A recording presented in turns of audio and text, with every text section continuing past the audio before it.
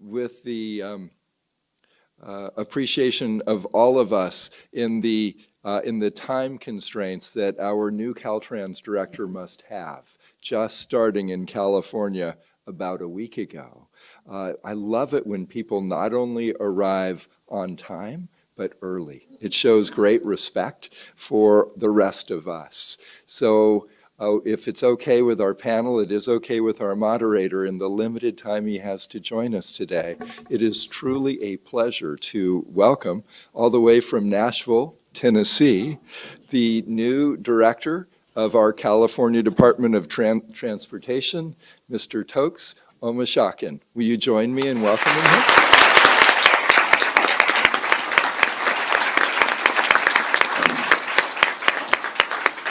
A very good afternoon.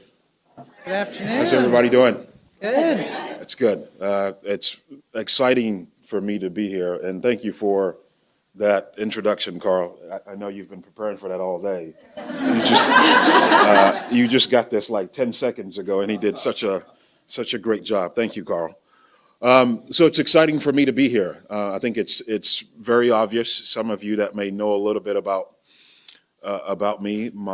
Prior to coming to California, my prior job was I was deputy commissioner in Tennessee for planning, environment, and modes and freight and logistics. So I was one of the number 2 people at the Tennessee Department of Transportation working on a lot of the issues that everyone in this room cares very much about. But I think the important thing to note there is that before I even got there, I started off my career in this industry, in this field, at least one of the earlier jobs that I had about 18 or 19 years ago as the bicycle and pedestrian planner for the city of Nashville.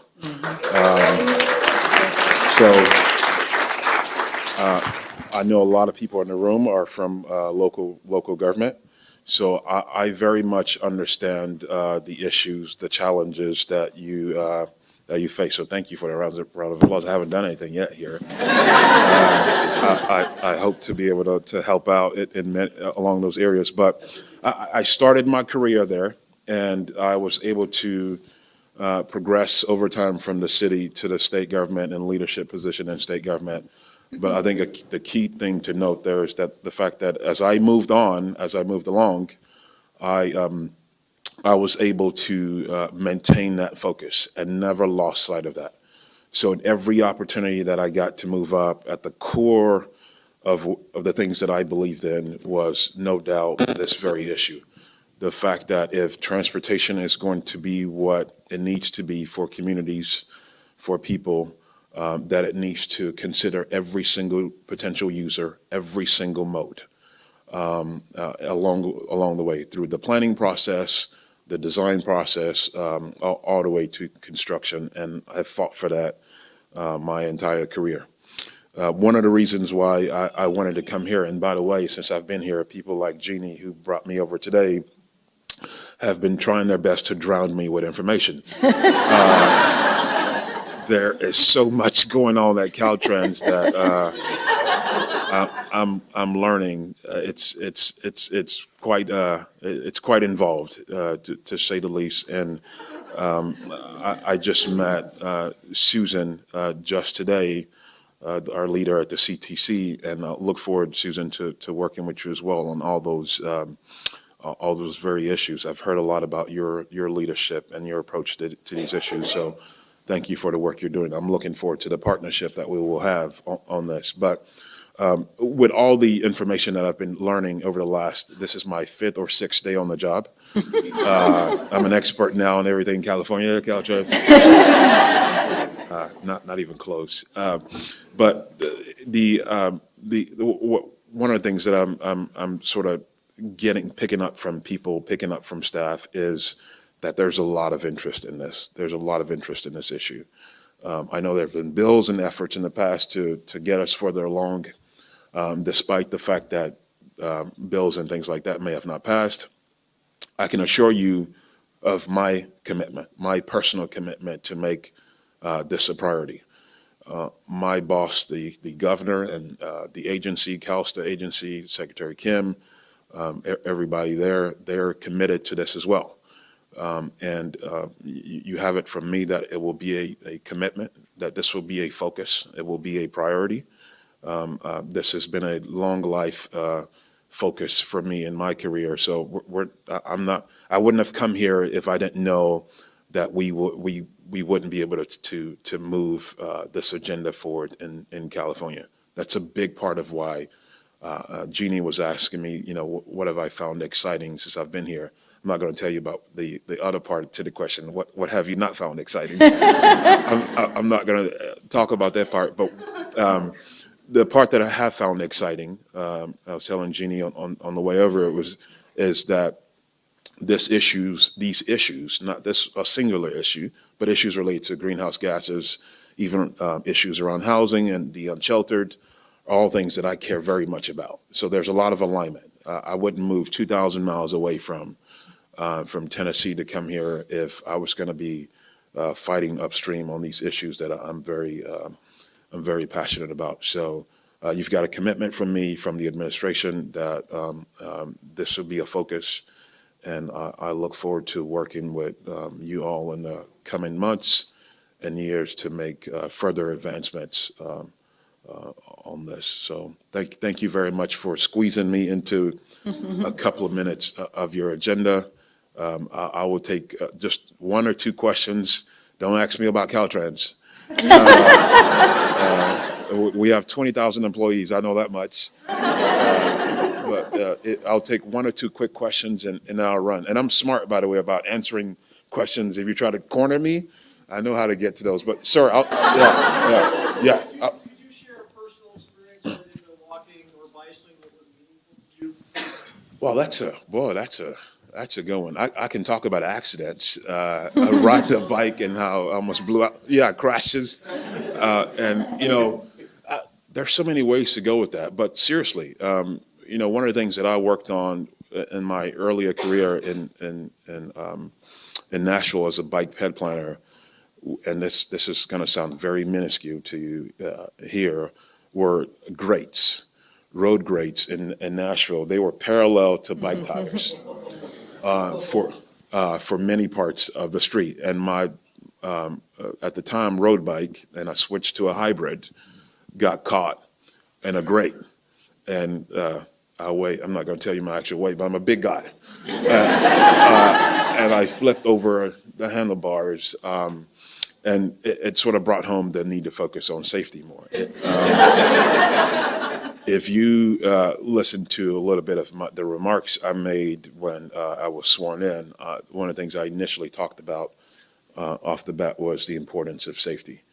And I think, sometimes we, the organizations, the bureaucracy, sometimes we get caught up in talking points. And I'm not the biggest fan of just talking off of talking points, as you can probably tell. But we can't just make issues around safety a talking point issue. We have to have actions, policies, and funding that back up the need to focus on safety. We have in this state, as you very well know, 10 people die every single day.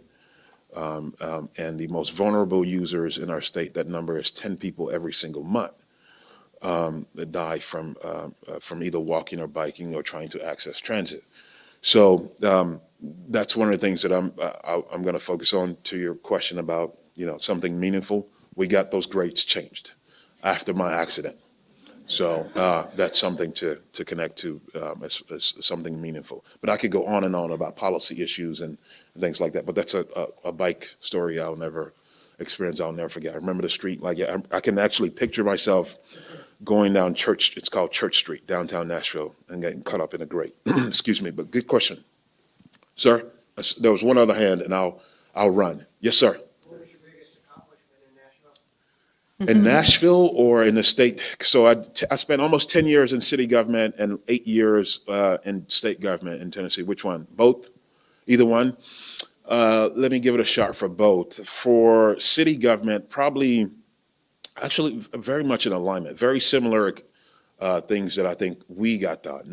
It's not something that was just solely about me, but in city government, we were able to get a complete streets executive order done. It didn't happen through city council, but the mayor, I worked with the mayor to get a complete streets executive order passed. And this is going to be pretty much the same answer to the state question as well. I mean, to the state side as well. It's hard, excuse me, it's hard to measure cultural change, but you can see along the way, certain projects, certain key things. Oh, thank you, Carl. Certain key things along the way that you can point to and say, this is how I know we've moved the needle. You can go back and point to those things. And when I started in my role, I only spent 4 years, almost 4 years, not even quite 4 years, in the mayor's office, the mayor of Nashville, working for him. The prior 6 years, I worked in the planning department for the city of Nashville. That entire 6 years, I got more done in my first year in the mayor's office than I did the entire 6 years in the planning department. And it was because you had a mayor, the executive of the city, saying, I want to be, at the time he said, I want to be the greenest city in the Southeast. He was my boss, Carl Dean. And sort of basically said, Toks, if you think we need to do this, we're going to do it. So Public Works, you're listening to this guy. You have a director of Public Works, but this guy in my office, he's my voice on transportation issues. So just within a short period, got a complete streets executive order passed. We went from the Public Works department being like, whatever kind of thing about this stuff, to essentially they were like running to do a project. They couldn't wait to get a complete streets project done and showcase it. And I can talk forever about this stuff, you gotta be careful. But there's an HBO documentary called Weight of the Nation, where the mayor of Nashville and I spent like 3 or 4 days with HBO. You should check it out if you can get a chance. Weight of the Nation, Nashville, if you look it up. But essentially, I was able to get the Public Works director and many city leaders to appear on this documentary, and they were just running to be a part of it because they now were a part of the winning side of things, if you will, the new direction that the city was going in. So that's one thing I can point to, is that cultural change. And at the state government, it's the same thing, but not necessarily from a multimodal standpoint, even though we got a lot done at the state as well. The biggest thing I can point to from state government was the fact that I believe we started to listen to communities more. And again, this was not something that I was solely able to do, but state DOTs are mammoth organizations wherever you go. It's relative. In Tennessee, we were 4,500 people, which is it's a huge organization in Tennessee. Here, it's 20,000. Communities often feel like, boy, I can't approach them. There's nothing I can do to talk to that designer or project manager or whatever to get done the things that I believe my community needs. And I think we were able to move the needle within an 8-year period in that administration to help communities understand that TDOTs, they're not that, I mean, they're a big shop, but they will listen. They'll listen. And it's one of the things that I'm hoping that if communities feel here today, feel that way, that paradigm will shift. That people will feel like, no, Caltrans is interested in a dialogue and not just a monologue. So that's a long way to answer that question, but you got to be careful asking me questions like that. I'll go on and on. Thank you very much. Thank you.